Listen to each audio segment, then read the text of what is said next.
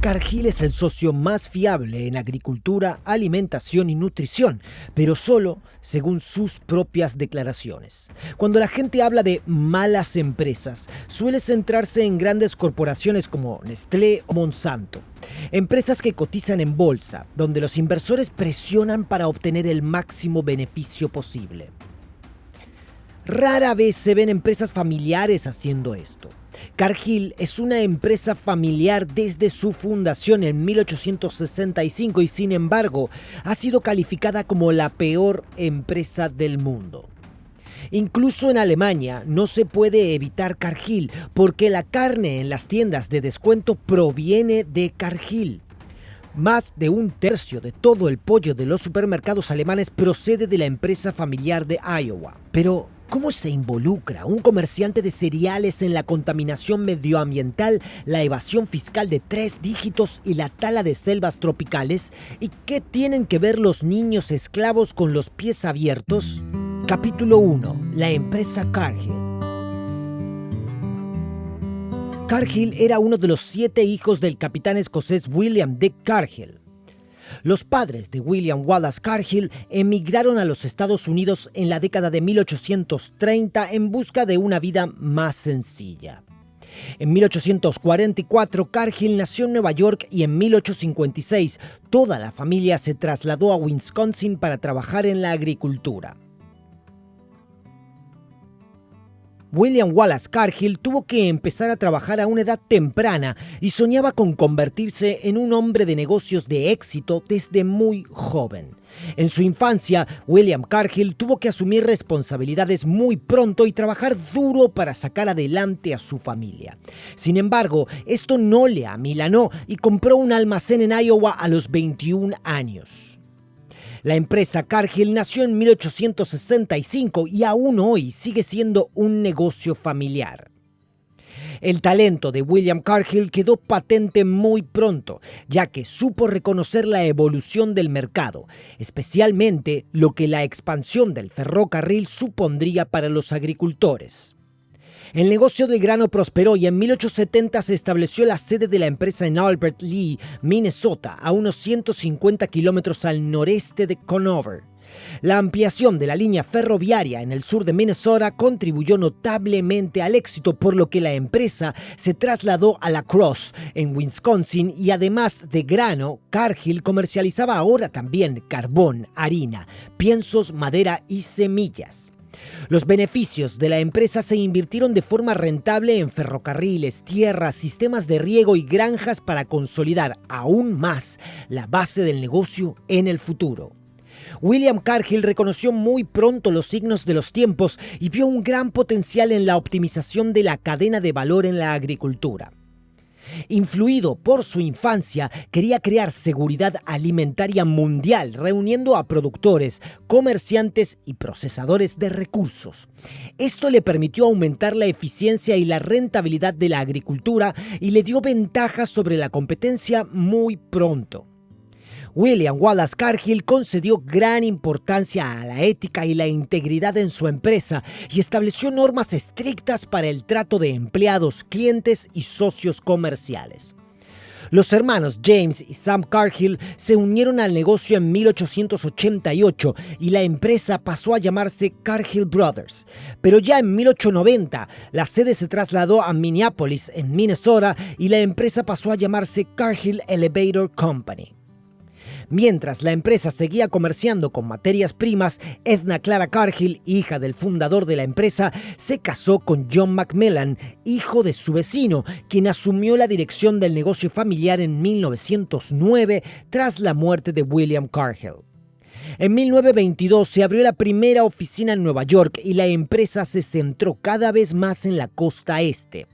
En 1923, Cargill adquirió la empresa de comercio de grano Taylor & Burnett Company, que había establecido su propio sistema de transporte por tuberías a lo largo de la costa este. Como resultado de la exitosa expansión a la costa este, en 1930 se establecen las primeras sucursales en el extranjero: Winnipeg en Canadá, Rotterdam en los Países Bajos y Buenos Aires en Argentina. En 1932, el hijo John Macmillan Jr. asume la dirección de la empresa y fusiona todas las compañías en Cargill Incorporated. Durante la Segunda Guerra Mundial, Cargill entró en el negocio del procesado de la soja en 1943 y adquirió Nutrena Feeds en 1945. Esto duplicó la capacidad de Cargill en los sectores avícola y de alimentación animal. Tras la guerra, Cargill retoma el negocio temporalmente cerrado en Argentina y establece la división de semillas híbridas. Estas semillas híbridas son cultivares que han sido recortados para obtener características específicas. Las manzanas siempre tienen un aspecto determinado, un sabor determinado y las semillas se crían a la perfección. Así, los agricultores tienen seguridad de planificación y pueden fijarse un objetivo económico determinado. Sin embargo, las semillas no son aptas para la recría, por lo que los agricultores pasan a depender rápidamente de los fabricantes. En 1953, Cargill descubre para sí el mercado europeo y funda Tradix en Suiza para comercializar cereales en Europa. Para poder utilizar el mercado asiático, Cargill compra la empresa Kerr Gifford en la costa americana del Pacífico. Además del comercio habitual de grano y piensos, la empresa comienza a transportar sal por el Mississippi en 1954 y crea su propio departamento de investigación y desarrollo. Gracias a la investigación y al uso temprano del procedimiento electrónico de datos, la empresa pudo revolucionar el desarrollo de piensos y aventajar considerablemente a sus competidores. En 1967 la empresa se expandió aún más y adquirió un molino de maíz húmedo en Iowa, entrando oficialmente en el negocio de la molinería en 1972. En la década de 1970, Cargill también adquirió la división de procesamiento y comercialización de pavos de Ralston Purina, el operador de cavaderos de ganado Caprock Industries, North Star Steel Company, Hohenberg Bros, un comerciante de algodón y el procesador de carne MBPXL. La expansión llegó lentamente a su fin en la década de 1980 y en 1981 solo se adquirieron la empresa británica Raleigh Bros y el comerciante internacional de materias primas Connie.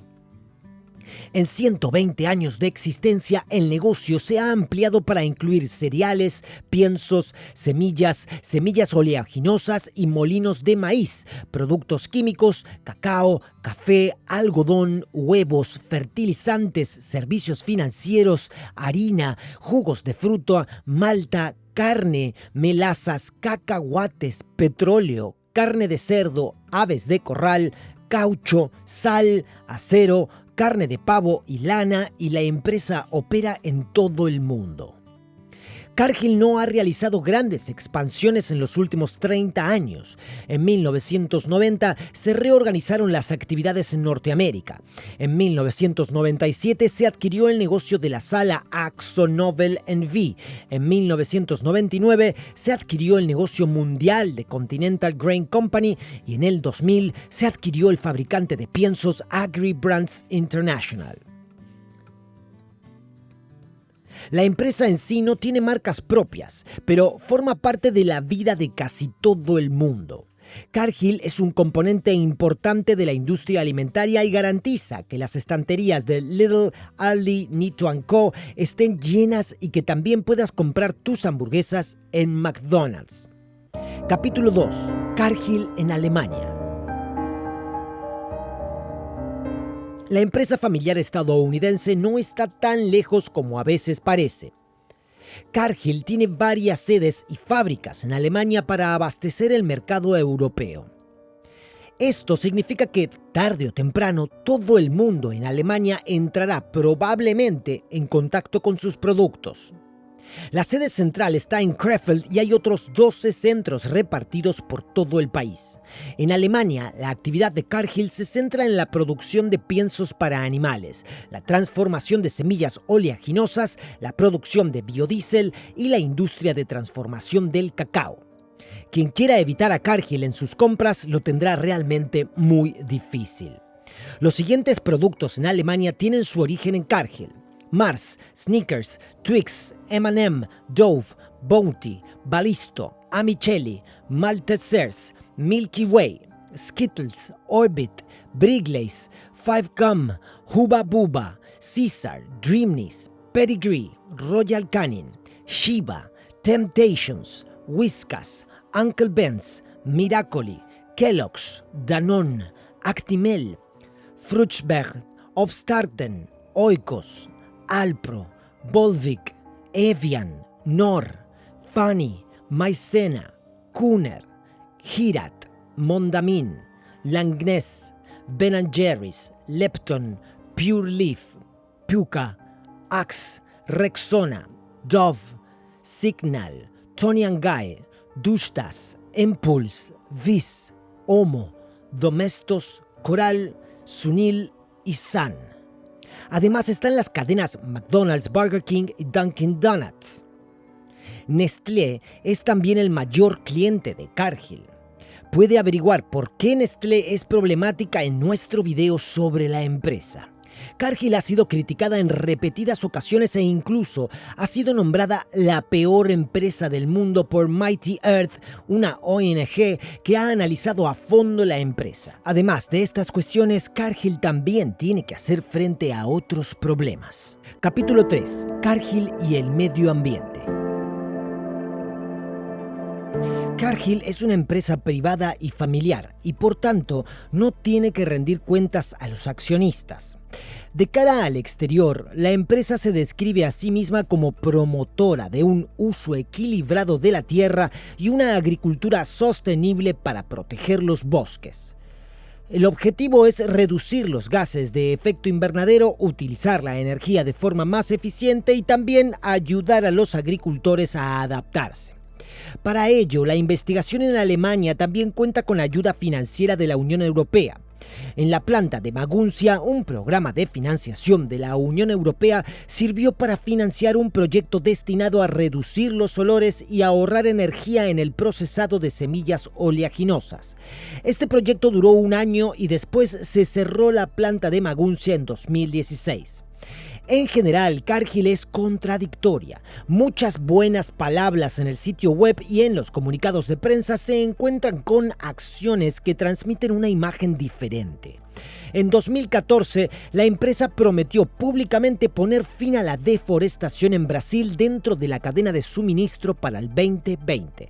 Sin embargo, en 2019, Cargill sigue aprovechándose de la relajación de la normativa de protección medioambiental del controvertido presidente Bolsonaro y no solo apoya la tala de la selva tropical, sino que incentiva activamente a los agricultores de Brasil para que talen el sensible ecosistema y lo hagan utilizable para la agricultura. Sin embargo, estos delitos no son un caso aislado y pueden ser excusados por la política brasileña. Otro punto que causa revuelo una y otra vez es el comportamiento en los Estados Unidos. Aquí la empresa es una de las mayores contaminadoras y vierte repetidamente formaldehído, plomo, amianto, cianuro de hidrógeno y mercurio sin filtrar al medio ambiente. En 2001, la North Star Steel Company tuvo que pagar una multa de $7.7 millones porque la empresa había superado de forma demostrable los valores de emisión de dióxido de carbono por un factor de 15 a 50. En 2002, la empresa pagó $1.5 millones porque el estiércol de cerdo de sus fábricas de Martinsburg, Missouri, mató a 50,000 peces. Además de la multa, los responsables de la fábrica fueron condenados a 5 meses de cárcel. En 2004, 246 millones de litros de aguas residuales ácidas de una planta de Cargill se vertieron en la bahía de Tampa. Ese mismo año, en Hillsborough, Florida, se vertieron 227 millones de litros de aguas residuales tóxicas a un arroyo que desemboca en el océano. Esto no solo supuso un revés económico para los pescadores de la región, sino que también puso en peligro su propia salud. En 2005 se abre un caso en Oklahoma porque Cargill utilizó como abono residuos avícolas cargados de fósforo, lo que provocó la contaminación de lagos, ríos y agua potable en el estado. Además, los estados de Alabama, Georgia, Illinois, Indiana, Iowa, Missouri, Nebraska, Carolina del Norte, Dakota del Norte y Ohio han presentado cargos. El caso afecta a 27 fábricas en las que se detectó una contaminación ambiental sistemática y la empresa tuvo que pagar una multa de $135 millones, de los cuales 3.5 millones se destinaron a proyectos ecológicos. Sin embargo, las infracciones no se detuvieron ahí. Al año siguiente, en el 2006, se vertieron 825,000 litros de salmuera tóxica en una reserva natural cercana a San Francisco. Era la sexta vez en varios años que las aguas residuales tóxicas se vertían en la naturaleza, matando a miles de peces y plantas. En 2015 se volvieron a verter purines de cerdo desde una fábrica, esta vez en Bardstown, Illinois.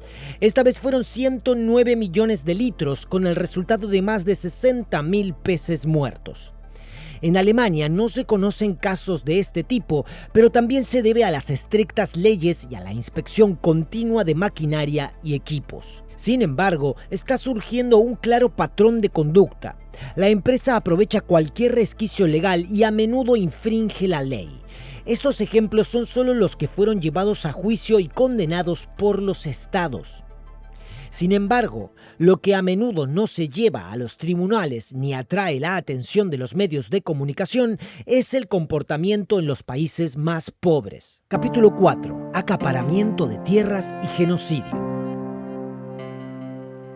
La empresa Cargill es poderosa. Tiene más capital que algunos países y es proveedora de las mayores empresas cuyos productos acaban en nuestros carritos de la compra sin que ni siquiera nos demos cuenta. El acaparamiento de tierras es uno de esos procesos que Cargill apoya y lleva a cabo sistemáticamente en los países más pobres para seguir maximizando sus beneficios. Los casos más destacados se han producido en Colombia y Kuala Lumpur. En Colombia, la ley no permitía a Cargill ser la única empresa que comprara un lote de tierra. Por ello, la empresa fundó 36 filiales en Colombia y compró un total de 52,000 hectáreas. Para ponerlo en perspectiva, esto equivale a 72,8 millones de campos de fútbol o a toda la superficie de Mecklemburgo, Pomerania Occidental y Brandenburgo juntas. El problema no es que Cargill compre tierras agrícolas, sino sobre todo selvas tropicales y regiones donde viven pueblos indígenas. Este acaparamiento de tierras, especialmente en las regiones amazónicas, suele ser fuente de violaciones de los derechos humanos. Los pueblos indígenas se ven desplazados como consecuencia de ello y experimentan un fuerte aumento del cáncer, los abortos espontáneos y los defectos congénitos asociados a los pesticidas y herbicidas utilizados para el cultivo de la soja allí. Otra consecuencia del acaparamiento de tierras es el aumento masivo de suicidios entre la población indígena. El Conselho Indigenista Missionario de Brasil realizó un estudio que confirmó que un total de 687 indígenas se suicidaron entre 2003 y 2015. Esto se debe a los constantes ataques de las milicias armadas desplegadas por los nuevos propietarios de la tierra. El hecho de que las autoridades y los políticos permitan operar a empresas como Cargill y a las milicias armadas significa que no se trata de un suicidio de la organización, sino de un genocidio sistemático. La Corte Internacional de Justicia anunció ya en 2016 que estudiaría más de cerca los casos y los efectos del acaparamiento de tierras.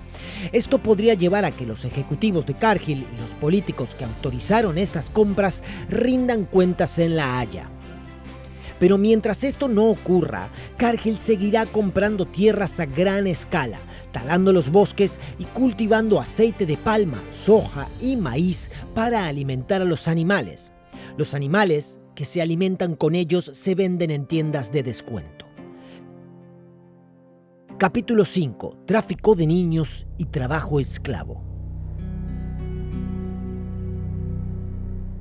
Mientras que en Sudamérica se destruyen las selvas tropicales para producir soja y aceite de palma, Cargill adopta un enfoque diferente en África y Asia. Aquí se trata de cacao y de plantaciones que producen no solo para América, sino para todo el mundo. Quien compra chocolate en Alemania es muy probable que esté apoyando la trata de esclavos y el trabajo infantil. En las investigaciones de Mighty Earth, pero también en el documental El lado oscuro del chocolate de Alemania y Dinamarca, seguimos el camino del chocolate y la verdad que se esconde tras los rumores del trabajo infantil. 3 empresas controlan más del 50% del comercio mundial de cacao: Olam, Barry Callebaut y Cargill. Cargill es especialmente activa en Ghana y Costa de Marfil. Aquí también se talan bosques para cultivar cacao, lo que provoca que las poblaciones de chimpancés, elefantes y otros animales salvajes de estos países sigan disminuyendo. La investigación de Mighty Earth ha demostrado que Cargill ha contribuido activamente a la destrucción de los bosques durante años para cultivar cacao barato. Cargill ha optado activamente por no comprobar el origen del cacao. La deforestación en los países africanos no deja de aumentar, lo que repercute directamente en sus habitantes. El trabajo infantil no es legal en Ghana y Costa de Marfil, pero está a la orden del día.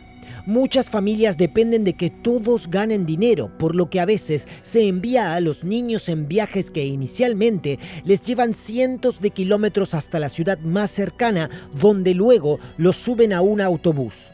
Los niños suelen ser recogidos por desconocidos y a veces secuestrados por los propietarios de las plantaciones. Suelen ser niños de Mali que aparecen de repente en la plantación y tienen que trabajar hasta 14 horas al día. No les pagan, les pegan y reciben muy poca comida. Suele ser fácil reconocer a los esclavos entre los niños. Si intentan escapar, les cortan los pies para que no puedan correr rápidamente. También son frecuentes los malos tratos, como obligar a los niños a beber su propia orina. Las habas de cacao de estas plantaciones se producen para Cargill. El chocolate resultante acaba en nuestros supermercados, como Mars, Twix o Amicelli. Este problema se conoce desde hace mucho tiempo. En 2001, políticos y empresas se unieron y formularon el protocolo Hargin-Engel. Su objetivo es acabar con el trabajo infantil en las plantaciones de cacao. La han firmado 8 grandes fabricantes de chocolate: Nestlé, Mars Incorporated, M&M, Hershey Food Corporation, Barry Callebaut, Guitar Chocolate Company, World's Finest Chocolate, Bloomer Chocolate Company y Archer Daniels Midland Company. Nestlé y Mars, sin embargo, siguen abasteciéndose de cacao de Cargill, que ha sido vinculada públicamente en repetidas ocasiones con el trabajo infantil, el trabajo esclavo y la trata de seres humanos. Según las investigaciones de Mighty Earth, se calcula que 2.12 millones de niños de África Occidental trabajan generalmente en la cosecha. Cargill se ha pronunciado al respecto y ha declarado que quiere reducir en un 70% las peores formas de trabajo infantil en las plantaciones de cacao. Siguen queriendo utilizar mano de obra infantil, pero no tanto como en los últimos 20 años. En 2015, Cargill fue acusada por el Fondo Internacional para los Derechos Laborales en nombre de los niños que fueron traficados desde Mali y obligados a trabajar en las plantaciones. La acusación afirma que Cargill ignoró advertencias y pruebas bien documentadas durante décadas y utilizó a sabiendas a niños esclavos. Cargill y Nestlé, que también fueron acusadas, alegaron que no debían ser acusadas fuera de su propio país, lo que fue rechazado. Aún no se ha dictado sentencia, pero el ILRFL solicita que se presenten cargos adicionales contra Cargill, Nestlé y otras empresas por beneficiarse a sabiendas de la trata de niños para convertirlos en esclavos. Capítulo 6. Cargill y la salud. Cuando una empresa es tan grande y poderosa, cabría suponer que los productos que la respaldan son de alta calidad o que está haciendo algo bueno por su organismo. Sin embargo, con Cargill las cosas pueden ser diferentes. A menudo se ha dado el caso de personas que han enfermado o muerto a causa de Cargill. Normalmente se trata de Escherichia coli y Salmonella. En Alemania, toda persona infectada por Salmonella debe informar de ello a las autoridades sanitarias, ya que la infección no puede tratarse con antibióticos y puede ser mortal. La Escherichia coli se encuentra en los intestinos de personas y animales. Si una infección está causada por alimentos, suele indicar falta de higiene en las fábricas. En el 2000, la carne producida por Cargill para la cadena de restaurantes Sizzler provocó brotes de Escherichia coli. Enfermaron 140 personas y murió una niña de 3 años. En 2001, 115.000 kilos de carne picada de Cargill para McDonald's fueron responsables de que varias personas contrajeran Escherichia coli. En 2002 se detectó salmonela resistente a los antibióticos en la carne picada de Cargill, por lo que se destruyeron 1.27 millones de kilos de carne picada. Enfermaron 47 personas, 17 fueron hospitalizadas y una falleció. En 2007 se detectó Escherichia coli en carne picada, se destruyeron 383.000 kilogramos de carne picada y 46 personas se enfermaron. En 2009 se descubrió Escherichia coli en las plantas de Australia y se revocó la licencia de Cargill para exportar carne a Japón y los Estados Unidos. También se detectó salmonela en Cargill en California en el 2009. Los 376.000 kilogramos de carne contaminada no pudieron retirarse a tiempo de la circulación. En 2010 se encontró un raro caso de Escherichia coli en Cargill en Pensilvania. En 2012 se registraron 40 casos de salmonela en Cargill. En 2018, la Escherichia coli se propagó por todos los Estados Unidos a través de la carne de Cargill. Sin embargo, el problema no se limita a Estados Unidos. La carne de Cargill también está disponible en Alemania. En primer lugar, en McDonald's y Burger King, pero también en Aldi, Lidl, Netto y Edeka. Capítulo 7. Condiciones de trabajo en Cargill. Las condiciones de trabajo en las plantaciones de cacao de Cargill no son las mejores. Pero, ¿cómo es la situación en otros lugares y zonas? Cargill tiene plantaciones de algodón en Uzbekistán. Aquí, como en Costa de Marfil, se utilizan esclavos en los campos, incluidos los niños. No solo se acusa a la empresa de robo de tierras y tala de selvas tropicales, sino que también de desplazar a pueblos indígenas en Papúa, Nueva Guinea y de utilizar esclavos y niños como mano de obra en los campos de Indonesia. Se podría pensar que Cargill ofrece mejores condiciones de trabajo en los Estados Unidos y Europa, ya que muchas cosas están reguladas por ley. Sin embargo, en el 2003, los trabajadores de la mina de sal de Ohio se declararon en huelga. La empresa recurrió entonces a trabajadores temporales para eludir la huelga y los sindicatos de Estados Unidos, lo que va en contra de la legislación laboral vigente. En 2011, Cargill fue multada con $2.2 millones por el Tribunal Laboral. La empresa fue acusada de discriminar a los empleados de sus plantas de procesamiento de carne en Arkansas, Colorado e Illinois en función de su sexo y color de piel. En cambio, los agricultores a los que Cargill suministra semillas y fertilizantes no tienen bastante porque son dependientes. Cargill utiliza semillas híbridas en todo el mundo, incluido Alemania. Como resultado, los tomates son similares todos los años y el sabor sigue siendo el mismo. Las frutas y hortalizas de semillas híbridas no son malas para la salud. Puede encontrarlas en todas las tiendas de descuento y también en tiendas de productos ecológicos. Las semillas híbridas se han hecho puras a través de las líneas parentales durante muchas generaciones mediante autofecundación. Como resultado, ciertas características que no se desean pasan a un segundo plano. Esto proporciona a los agricultores una cosecha bastante fiable, pero solo una vez. La descendencia no produce los rasgos deseados, por lo que el agricultor tiene que comprar semillas nuevas cada año, lo que le hace dependiente de ellas.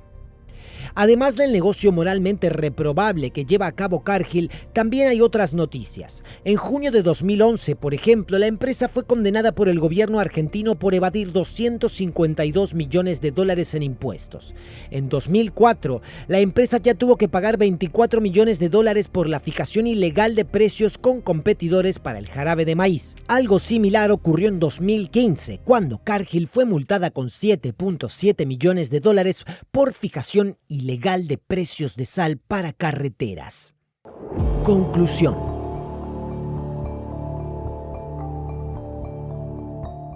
¿Es Cargill la peor empresa del mundo? Esa es la cuestión.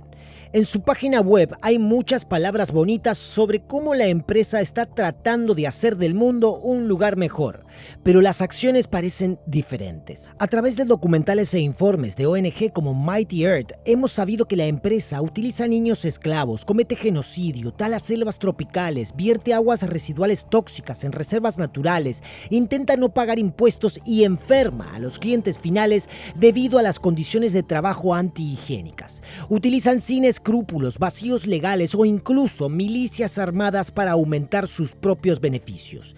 Políticos como Bolsonaro en Brasil y Trump en los Estados Unidos han dado muchas oportunidades a la empresa para destruir el planeta y explotar a millones de personas en los últimos años.